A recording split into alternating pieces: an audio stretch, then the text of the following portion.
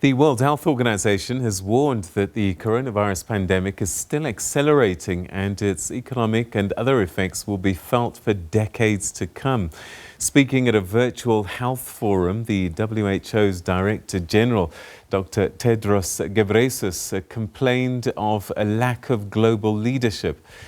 Here in Africa, cases have reached more than 306,000 on Monday. According to the Centers for Disease Control and Prevention, the death toll on the continent has risen to 8,115, whilst 146,212 patients have recovered. Well, to share some insights on the continent and see how it's fared so far, we're now joined via Skype by Dr. Mary Stevens. Dr. Stevens, thanks so much indeed for joining us. Welcome to the program. Thank you for having me. Good evening to your viewers. All right, I'm taking a look at these latest figures that we have, and it's talking about 312,000 cases COVID-19 across the continent, 97,000 of which are from South Africa alone. So that's almost a third of the total cases. And 143 deaths overnight. I just wonder, from the WHO perspective, watching the continent, the acceleration, particularly in South Africa, is this a concern or is this something you've been expecting for a while? Thank you. So yes, the situation in Africa continues to evolve, and yes, we know that quite a number of countries are reporting increasing number of cases daily. With regards to the issue of cases in South Africa, yes, we have seen an increasing number of cases of COVID in the country, including Nigeria, of course, Egypt, and some other countries on the continent.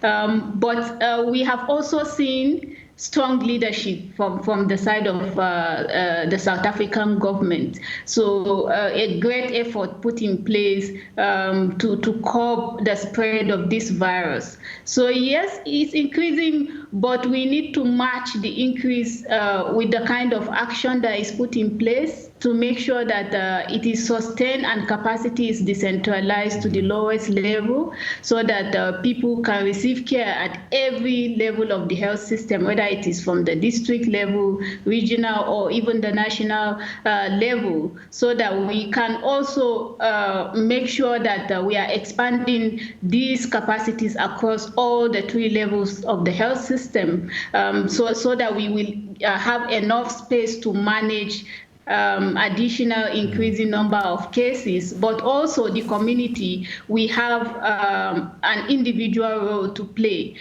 making sure that we observe all the preventive measures of wearing our face masks, washing our hands, trying to observe respiratory etiquette, keeping the at least 1 meter distance, and staying at home if it is not necessary to go out. So putting all our effort together, both as individuals and the community, is going to be very, very helpful. So it is not time to lose hope, even if we are seeing increasing number of cases. Let's continue to implement the public health and preventive measures in a very sustained manner so that we can curb further spread of the outbreak. So we have seen bigger outbreaks that have been controlled, and there is hope that this will also be controlled. So, but we just have to maintain the level of action we are implementing. All right, so do you have a good sense of where we are as a continent? I mean, it's 54 countries, so it's going to be difficult to try and aggregate everything and get one view. And some countries are further along than others. But overall, do you get a sense that we are nearing our peak and that perhaps things will peak and then will start to get better? It's interesting because Africa is a very big continent. We have a large number of diverse kind of countries, diverse in the sense of different contexts, including, of course, the different capacities in the countries. And like you said, yes, we continue to see increasing number of cases, but there are countries where these cases have reduced, and we have countries like Seychelles that haven't reported any case in almost 2 months now.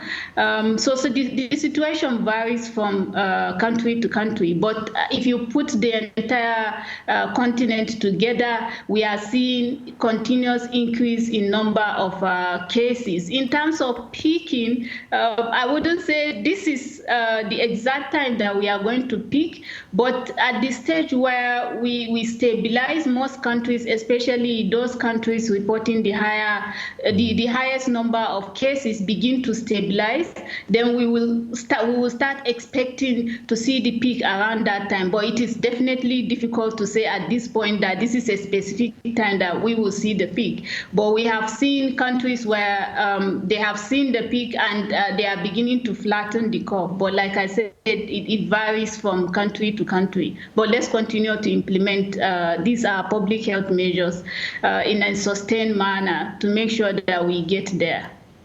And one thing that is becoming clearer and clearer is that the continent and the countries across the continent are working together to try and solve this problem as a collective, whether it's acquiring PPEs and resources such as ventilators, etc. And I'm just wondering, do you get a sense that we are in a much better position now than we were perhaps 3 months ago to cope with this rising number? Sure.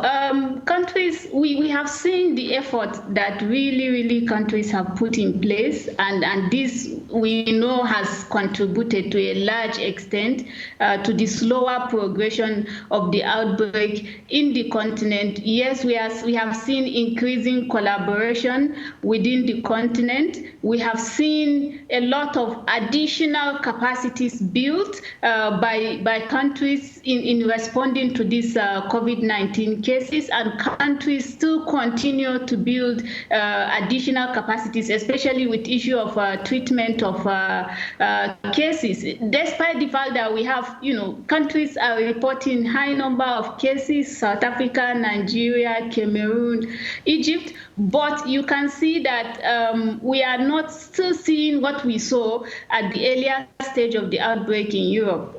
The systems, despite the fact that the health system is weak, they are still able to cope with the number of cases, and this was as a result of, their initial planning and the expansion of capacity to deal with additional number of COVID cases. So countries, I believe, will continue to enhance these capacities until we see the end of the outbreak.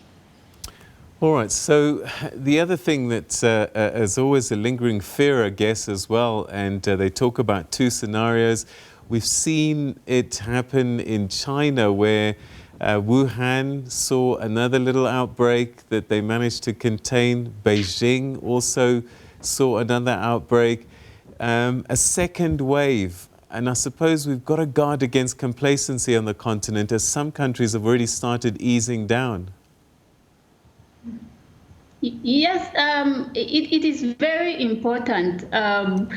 Yes, there is every possibility to have a second wave of the outbreak if we do not take action to mitigate that. So the issue of complacency is going to be our enemy if we start becoming complacent at this stage, because we are not there yet. And we will not say we are there until we see 0 cases on the entire continent. Because even if a country, for instance, has managed to control the outbreak, as long as your neighbors still continue to report cases, the risk is still there. And we know how globalized the world is as well. We can have additional importation from elsewhere around the world into Africa. So we need to make sure that we are not complacent. We we need to make sure that we implement these measures, our ability to dictate these cases, to test, to treat, to contact trace, and also to implement the preventive measures that the community is supposed to be observing in a very sustained manner, so that we get to the end of the outbreak. Because if we become complacent right now, we stand the risk of having a reversal of the gains we have already made. And of course, Africans have made a lot of sacrifice, both from the side of government and the side of individuals.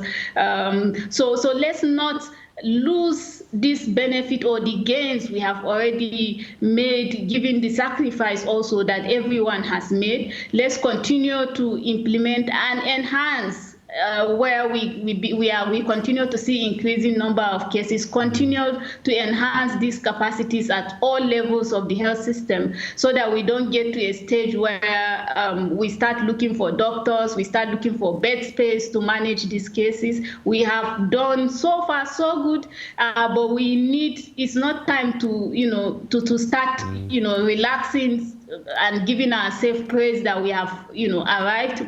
We are not there yet, so let's continue to remain vigilant and of course implement those measures. All right, and talking about vigilance, perhaps we can wrap with this, because we talk about COVID-19 and we must, because it is a global pandemic. But at the same time, there are other health concerns, measles, immunization of babies, tuberculosis, all those kinds of things. Do you think that we are still on top of these other potentially fatal issues that can arise if we take our eye off the ball?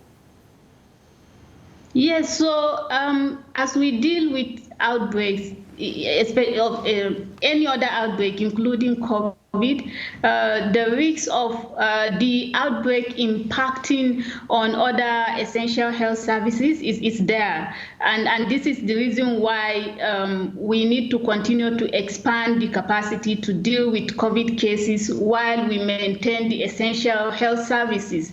Because if we shift all our attention to COVID, then the other health services will suffer in the process. And we know that people still require these services, simple treatments, malaria, non-communicable diseases, HIV, AIDS, antenatal care. People will continue to deliver even in the midst of the crisis. So we need to make sure that these essential health services is there. And for this COVID response, continuity of essential health services is one of the pillars that is currently being looked at. And of course, making sure that countries are able to provide these services while dealing with the COVID cases, so that we don't end up having increasing morbidity and mortality from simple preventable causes that we can easily provide services for. So this is the essence of making sure that we put our eyes on both. We are dealing with COVID, yes. We need to make sure that the essential health services are also available for people to access, and let's make the hospitals also safe for people to come and access these services. Because another issue that you might see during outbreak is that people will try to stay away from the hospitals because they are afraid of being exposed to the risk of an infectious disease. So we need to reassure the community by ensuring that the hospitals are safe for them to come and access these services while still dealing with the COVID cases.